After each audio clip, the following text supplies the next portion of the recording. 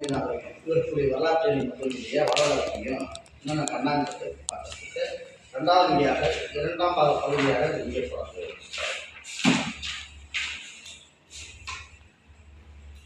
கீழ் நகர அமைப்பு பொதுமக்கள் வசிக்கும் இடம் சிந்து சமவெளி நாகரிகத்தின் முன்னோடி மெகர்கோர். சிந்து சமவெளி மக்களுக்கு நாகரிகத்துக்கு முன்னோடி மெகர்கர் என்று சொல்வது. மெகர்கர் என்றால் பாகிஸ்தான் நாட்டில் பாலஸ்தீன் மாநிலத்தில் கோலான் ஆற்று படத்தில் அமைந்தது. சிந்து சமவெளி மக்களுடைய முன்னாடி யார் என்றால் மெகர்கர். இந்த மெகர்கர் என்ன இது பாகிஸ்தான் நாட்டின் பாலுஸ்தான் என்ற இடத்தில் பாலுஸ்தான் என்ற மாநிலத்தில் கோலான் ஆற்று பள்ளத்தாக்கில் இருந்தது. இப்போ மெகர்கர் என்ற பகுதி எந்த காலகட்டத்தை சேர்ந்தது? மெகர்கர் மக்களுடைய வாழ்வாதாரம் எந்த காலகட்டத்தை சேர்ந்தது? கண்டிப்பாக கேட்கலாம். ஏன்னா இந்தியாவுக்கும் பாகிஸ்தான் கடையில் போர் நடந்ததில்ல, இந்த வாழ்வாதாரத்தை பற்றி எப்படி கேட்கலாம். மாநிலம் நல்லா புரியுங்க. சிந்து நாகரிகத்திற்கு முன்னாடி மெகர்கர் பாகிஸ்தான் நாட்டில் பாலுஸ்தான் மாநிலத்தில் கோலான் என்ற ஆற்று பகுதியில் பள்ளத்தாக்கில் அமைந்தது இந்த மக்கள். தெருக்களும் வீடுகளும் சட்டக வடிவமைப்பும் ஒன்றை ஒன்று செங்கோணத்தில் வெற்றிக் கொள்ளும். சாலைகளும் அகலமாகவும் வளைவாகவும் முனைகள் கொண்டதாகவும் இருந்தன. வீடு ஒன்று 2 மாடி அடுக்குகளை வீடுகள், ஒரு முற்றம், ஒரு கிணறு, கழிவறை, குளியலறை வீடுகள் சுத்த செங்கலால் சுண்ணாம்பு கலாலையும் கட்டப்பட்டன. அப்பெல்லாம் சுண்ணாம்புக்கள் தான் கட்டுறாங்க. அரண்மனை வழிபாட்டு தலங்கள் இருந்தால் ஆதாரங்கள் எதுவும் இல்லை. அப்பெல்லாம் கோயில் குளம்லாம் எதுவும் கிடையாது. எல்லா நகரங்களிலும் மூடப்பட்ட கழிவுநீர் வடிகால் அமைப்பே இருந்தது. பாத்ரூம் கட்டி வாழ்ந்த காலமே மெகர்கர் அந்த காலத்திலே வாழ்ந்துருக்காங்க. நம்ம மக்கள் இன்னும் போயிட்டாங்க. இல்லை தோட்டங்கள்லாம் போயிடுவோம், வெளியே தான் போயிடுவோம், அம்மாக்கரை காவாங்கரையெல்லாம் போயிடுவோம். பாருங்க என்ன சொல்றது. எல்லா நகரங்களிலும் மூடப்பட்ட கழிவுநீர் வடிகால் அமைப்பே அப்பே இருந்திருக்கு. தண்ணி கொண்டு கழிவுநீர் கொண்டு எங்கே கொண்டு வரணும் அப்பயே வந்தாலும் சிந்திச்சுக்கலாம் போகுது. பெரும்பாலும் குளிப்பதற்கு குளம், நன்கு அகன்ற செவ்வக வடிவத்தில் அந்த நீர்த்தேக்கம், சொட்ட செங்கலால் கட்டப்பட்ட இயற்கை தார் கொண்டு பூசப்பட்டிருந்தது. ஒரு தார் அப்பே கண்டுபிடிச்சு. குளத்திற்கு செல்ல படிக்கட்டுகள் வடபுறம் தென்புறம். குளத்தின் பக்கவாட்டில் 3 குடும்ப அறைகள் உள்ளன. தானிய கலங்கள், செங்கற்கால் அடித்தளமிட்ட பெரிய உறுதியான கட்டப்பட்ட அமைப்பு. தானியங்களை சேகரிக்க தானிய கலைஞம் ஹரியானா மாநிலத்தில் ரசிகர் ராகிகார் அரப்ப நகரத்தை செல்வது. பாருங்க, இது இன்னும் அப்படியே இருக்காங்க. ஹரியானா மாநிலத்தில் ராகிகர் அரப்பா காலத்தை சார்ந்தது. மாபெரும் கட்டடங்கள். மொஹஞ்சதாரோவில் இருந்து இன்னொரு மிக பெரும் பொது கட்டடம் போட்ட அரங்கம், 20 தூண்கள் அன்று 8 வரிசைகளை கொண்ட கூடம். வணிகம் மற்றும் போக்குவரத்து தரப்படுத்தப்பட்ட இடைகள், அளவுகள் பயன்படுத்தப்பட்ட அளவுகளை கூட அப்பே அளவிடப்பட்டுள்ளது.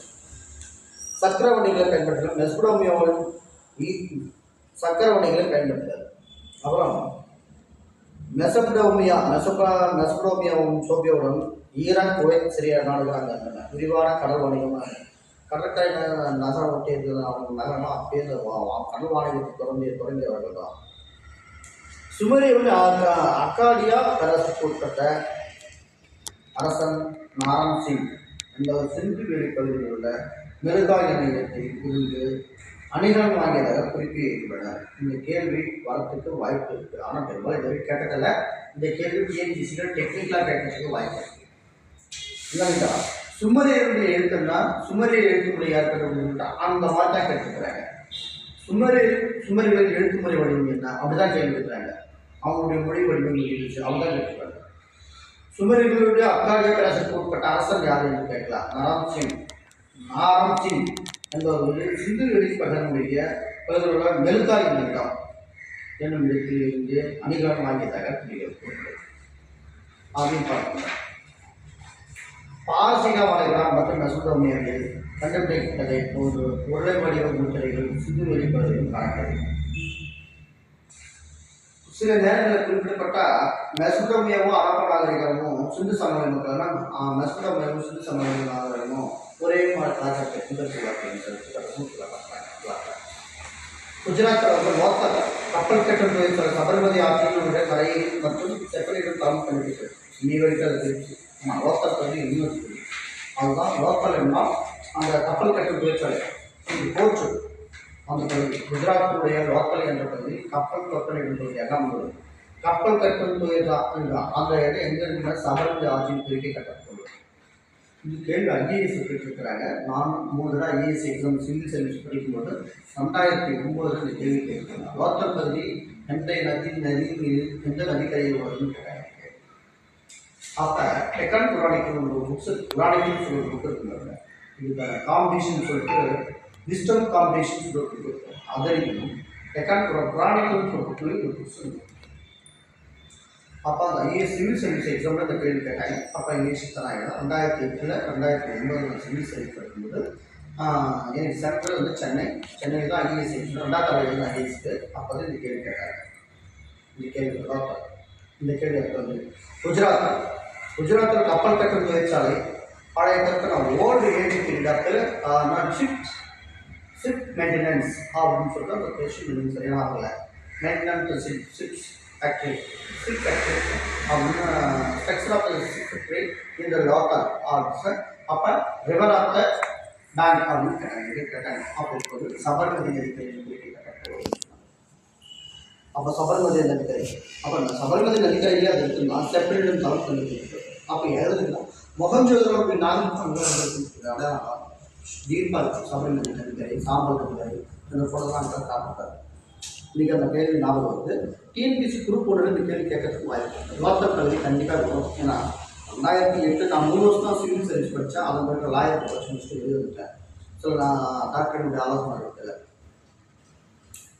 அமர்ந்த நிலையில் உள்ள ஆண் சிலை மொஹஞ்சதாரோவில் வந்து அமர்ந்த நிலையில் உள்ள ஆண் சிலை மொஹஞ்சதாரோவின் கண்டுபிடிப்பு நெற்றியில் தலைப்பட்டை வலது கை பகுதிக்கு ஒரு சிறிய அணிகலன் தலைமுடி தாடி நன்கு ஒழுங்குபடுத்தப்பட்ட காதுகள் கீழ் இரு துளைகள் இடது தோல் போக்காலும் வளைகளாலும் அலங்கரிக்கப்பட்ட ஒரு மேலங்கியால் மூடப்பட்டுள்ளது.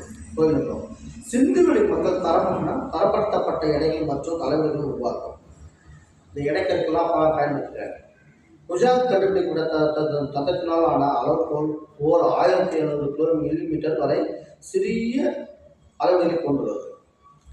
மனிதர்களால் முதலில் கண்டுபிடிக்கப்பட்ட மற்றும் உபயோகப்பட்ட உலோகம் எதுக்கிட்ட சேர்ந்துதான். மனிதர்கள் முதலில் கண்டுபிடிக்கப்பட்ட உலோகம் எதுக்கிட்ட சேர்ந்துதான். மொஹஞ்சதாரோ வெண்கலத்தால் ஆன சிறிய பெண் சிலை நடனமாகு சர் ஜான் மார்ஷல் 3000 ஆண்டுகளுக்கு முன்பு வரை இருக்கலாம் என குறிப்பிட்டுள்ளார். கேவிட்டி கொற்கை வஞ்சி தொண்டி வளாகம். கேவிடின்னா சுருக்கமாக சொல்கிறாங்க. கே கொற்கை, வி வஞ்சி, டி தொண்டி. இந்த வார்த்தையை டெக்னிக்கில் ஒன்று மைண்டை மென்டல் எபிலிட்டி லிசனிங் இருக்குது பார்த்தீங்களா, அது சோதிப்பதற்காக இந்த கேள்வி கேட்டாங்க. மென்டல் எபிலிட்டிக்காக இந்த கேள்வி கேட்டாங்க. கேவிட்டினா என்ன? கேனா இங்கிலீஷில் கே. வின்னா என்ன? வஞ்சி. கேனா கொற்கை, வின்னா வஞ்சி, டீனா தொண்டி.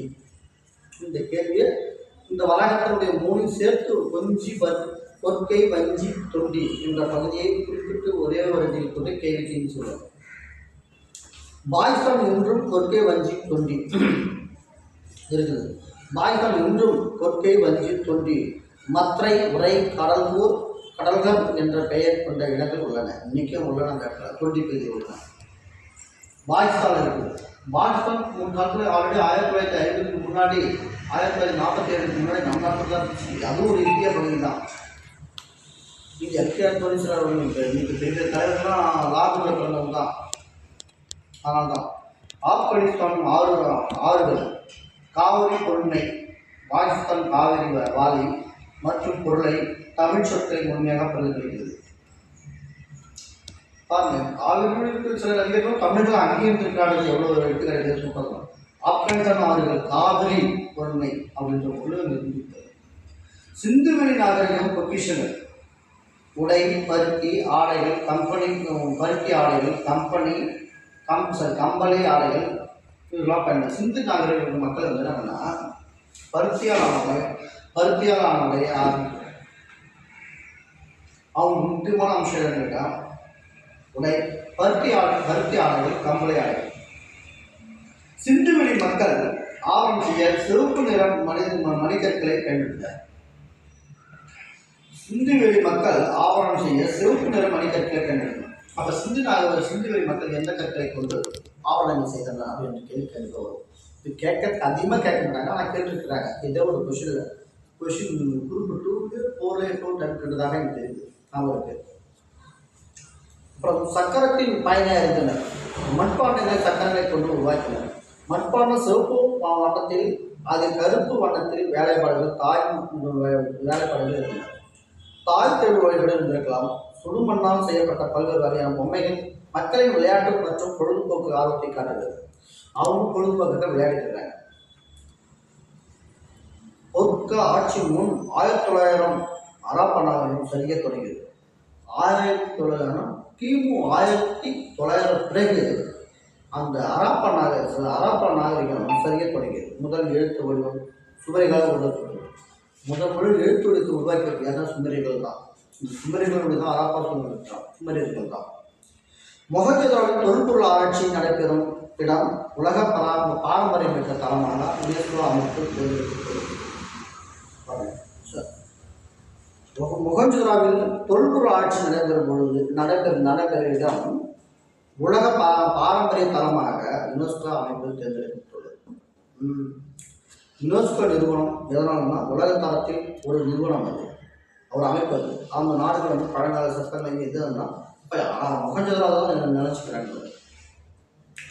கார்பன் 14 பயன்படுத்தி பொருளின் வயதை அறியும் முறையாக பயன்படுத்தும்.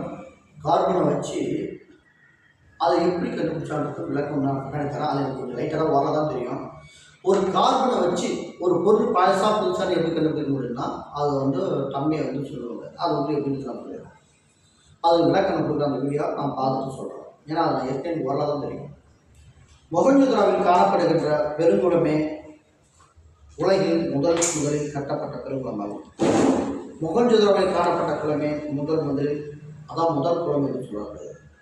நாகரத்தின் பரப்பளவு மேற்கிலும் பாகிஸ்தானத்திலும் மக்ரான் கடற்கரை வரை, கிழக்கில் காக்கரா நதி பள்ளத்தாக்கு வரை. மேற்கில் பாகிஸ்தான் மக்ரான் கடற்கரை வரை, கிழக்கில் ஆக்கரா நதி பள்ளத்தாக்கு வரை, வடகிழக்கில் ஆப்கானிஸ்தான், தெற்கில் மகாராஷ்டிரா வரை. இதுதான் அந்த மொஹஞ்சதாரோவினுடைய நாகரிக பண்பாடு. அதனுடைய கிமு 2500 குப்பு மணலால் அந்த சுண்ணாம்பு கல்லை கட்டப்பட்ட கிசே பிரேம்கள் 15 டன் எடை கொண்டது. சுண்ணாம்பு கல்லை கொண்டு கட்டப்பட்ட கிசே பிரேம்னா யார்? அப்போ கிசே பிரேம்கள் எந்த ஆண்டு தொடங்கப்பட்டது? 2500 கிமு 2500 அந்த டன்னு அந்த கல்லுடைய எடை நினைக்கிறேன். பிரேம்களுடைய எடைனா 15 டன்னு. மெசபடோமியா ஊர் நம்மு என்ற அரசனால் சின் என்ற சந்திரக்கடவுள் கட்டப்பட்ட ஊர் ஜிராண்டா.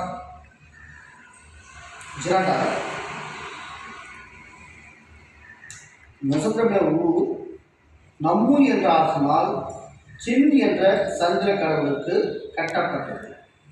ஊர் என்ன ஊர்னா சிகரட் அந்த ஊர் தான். அப்போ நம்மு என்ற அரசனால் சின்னு என்ற சந்திர கடவுளுக்கு கட்டப்பட்டது. சின்னு என்ற சந்திர கடவுள் கட்டப்பட்டது தான் அந்த ஊர் ஜிகரட். அபு சிம்பல் எகிப்து அரசன் 2ஆம் ராமேசிஸ். அபு சிம்பல் 2ஆம் சிகரெட்ஸ் என்பவரால் கட்டப்பட்ட இரட்டை கோயில் உள்ளது. இரட்டை கோயில் இடம் எதுன்னு கேட்டால் அபு சிம்பல் எகிப்து அரசன் 2ஆம் ராமேசிஸ். இந்த கேள்வி எழுதிங்க, வெரி வெரி இம்பார்ட்டன்ட். நாகரிகம் உலகின் மிக தொன்மையான நாகரிகம் மெசபடோமியா. நாகரிகம் 6000 ஆண்டுகளுக்கு முன் முற்பட்டது. இந்த மெசபடோமியா நாகரிகம் 6500 ஆண்டுகளுக்கு முற்பட்டது. பண்டைய நகரங்கள் பூம்புகார். பண்டைய நகரங்கள் எதுன்னு கேட்டால் பூம்புகார். பண்டைய தமிழகத்தின் மிக பழமையான நகரங்களுக்குள் பூம்புகாரும் ஒன்று.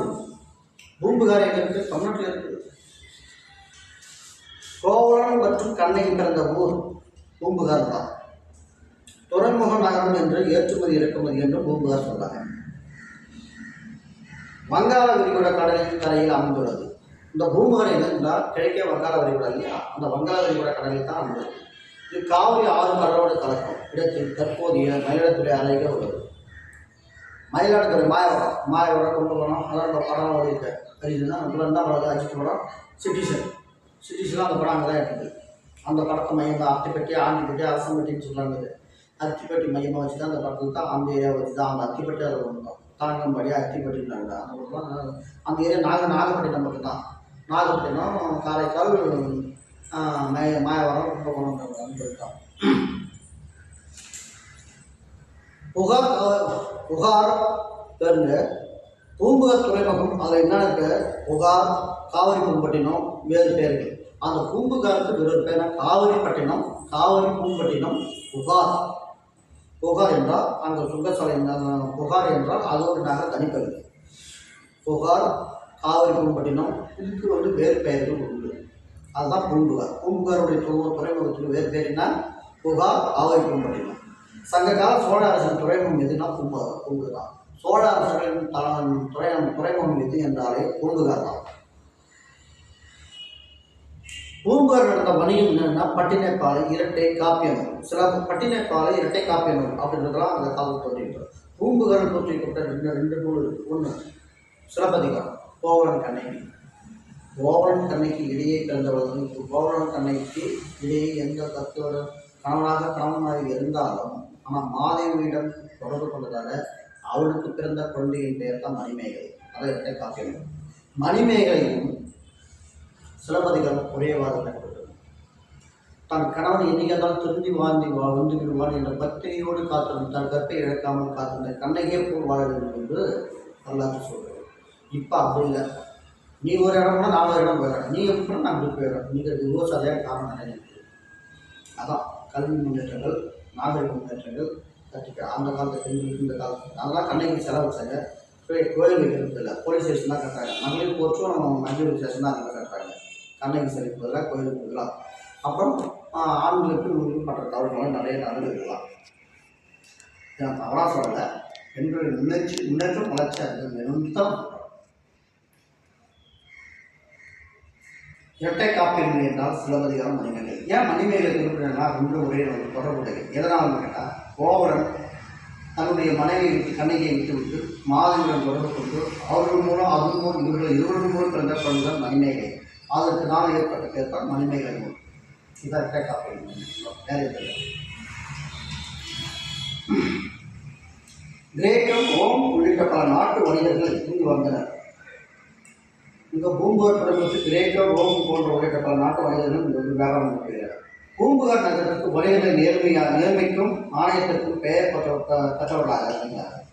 அதற்கு எந்த நூலில் சொல்லப்பட்டதுன்னா பட்டினப்பாலை என்ற நூல் தமிழ் நூலில் சொல்லுது. தமிழில் படிச்சுட்டு பட்டினப்பாலை பற்றி. பட்டினப்பாலை ஆசிரியர் யாருன்னா கடியாளூர் உள்ள புரத்திரன் கண்ணார். பட்டினப்பாலை நூலின் ஆசிரியர் யாருன்னு கேட்டாங்க. கண்டிப்பாக தமிழில் கேட்டாங்க. பட்டினப்பாலை ஆசிரியர் நூலின் யாருன்னு கேட்டால் புரத்திரன் கண்ணார். அப்படின்னா இது எந்த ஆண்டில் சேர்ந்தவர் இந்த நூலை எழுதியதுன்னா எந்த ஆண்டில் சேர்ந்தோம்னா கிமு 2ஆம் நூற்றாண்டை சார்ந்தது. கிமு 2ஆம் நூற்றாண்டை சார்ந்தது.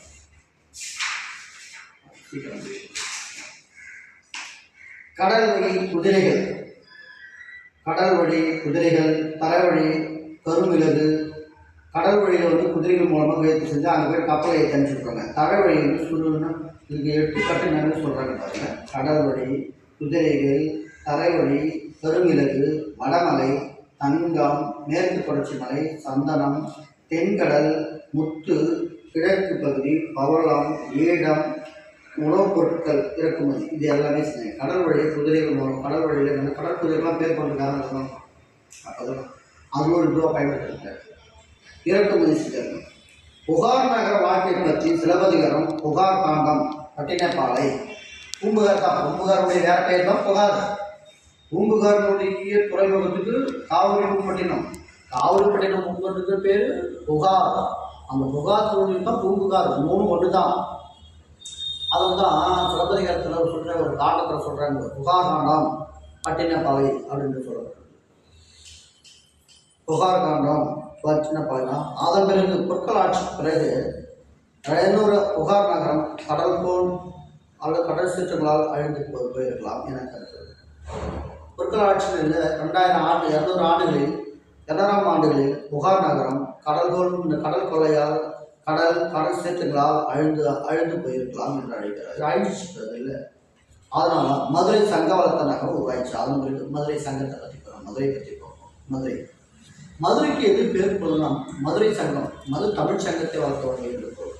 பண்டைய காலத்தில் மதுரையை ஆண்டவர்கள் யாருன்னா பாண்டியர்கள், சோழர்கள், தோப்பர்கள், ஆட்சியர்கள். மதுரையை ஆண்ட மன்னர்கள் யாருன்னா பாண்டியர்கள் தான் பெரும்பாலும். பாண்டிய நாட்டு தேசம் என்று சொல்லுவாங்க. பாண்டியர்கள் ஆண்ட காலம் தான் பாண்டிய நாட்டு தேசம் என்று சொல்லுவாங்க. இதில் சோழர்களும் மாற்றுகள், சேர சோழ பாண்டியர்கள் சொல்றாங்க இல்லையா, அவங்கதான் கலப்பர்கள் ஆட்சி செய்தனர். இடைக்காலத்தில் பிற்கால சோழர்களும் பிற்கால பாண்டியர்களும் நாயக்கர்களும் ஆட்சி புரிந்தவர்கள். அவர் கொஞ்சம் பின்னாடி தான் மதுரை அழகை கீழடி அகழ்வாழும் பண்பாட்டு தலைப்பு அன்று மனிதனும் அதை பற்றி கண்டுபிடிச்சு சொல்லப்படுகிறார். கடைச்சங்க காலத்தில் சங்க முச்சங்கள் என்று கடை ஆனால் முதல் சங்கம், கடைச்சங்கம், இடைச்சங்கம், நல்லா பண்ணீங்க. சங்கத்தை 3 வகை பிரிக்கிறாங்க. இதில் சொல்லலை, நான் சொல்கிறேன். முதற் சங்கம், கடைச்சங்கம், இடைச்சங்கம், முச்சங்கம், இது 3 வகை பிரிக்கிறாங்க. கடைச்சங்க காலத்தில் தமிழ் பணி செய்த புலவர்கள் 49. தமிழ் பணி செய்த புலவர்கள் மட்டும் எத்தனை பேர்? 49 பேர் தமிழ் சங்கத்தை பற்றி சேவை செய்திருக்கிறாங்க. தமிழ் வளர்த்திருக்கிறார்கள். புலவர்கள் இருக்கலாம். தொண்டியிலிருந்து மதுரைக்கும் சந்தனம், நறுமணம் பொருட்களை கொண்டு வரப்பட்டன. தொண்டியிலிருந்து சந்தனம், மதுரைக்கு சந்தனம், நறுமண பொருட்கள் கொண்டு வந்தார். பண்டைய இஸ்ரேல் அரசர் சாலமன் முட்டுக்காலை ஒவ்வொரு என்னுமிடத்திலிருந்து இறக்குமதி செய்தார். ஒவ்வொரு பொருட்கை அருகே, ஒவ்வொரு பொருட்கை அருகே ஒவ்வொரு என்னுமிடத்திலிருந்து இறக்குமதி செய்தார். பண்டைய இஸ்ரேல் அரசர் சாலமன் முத்துக்களை ஒவ்வொரு என்னுமிடத்திலிருந்து இறக்குமதி செய்தார். முத்துக்களை ரோமானிய நாணயங்கள் தயாரிக்கும் தொழிற்சாலை மதுரையில் இருந்தது. பார்த்தியா, ரோமானிய அரசர்களுக்கு நாணயம் தயாரிக்கிற இதெல்லாம் இருக்கு. பெரிய விஷயம் இதெல்லாம். ரோமானிய நாணயங்கள் தயாரிக்கும் தொழிற்சாலை மதுரையில் இருந்துள்ளது. தூங்கா நகரம் மதுரை, நாலாங்காடி பகல் பொழுதிலான் அங்காடி, அல்லாங்காடி இரவு நேரத்து அங்காடி. பல நாட்டு நாணயங்களும் மதுரையில் அச்சிடப்பட்டது. கிரேக்க வரலாற்றாசிரியர் மெகஸ்தனியஸின் குறிப்புகளில் மதுரை பற்றி தகவல்கள் இருந்துள்ளன.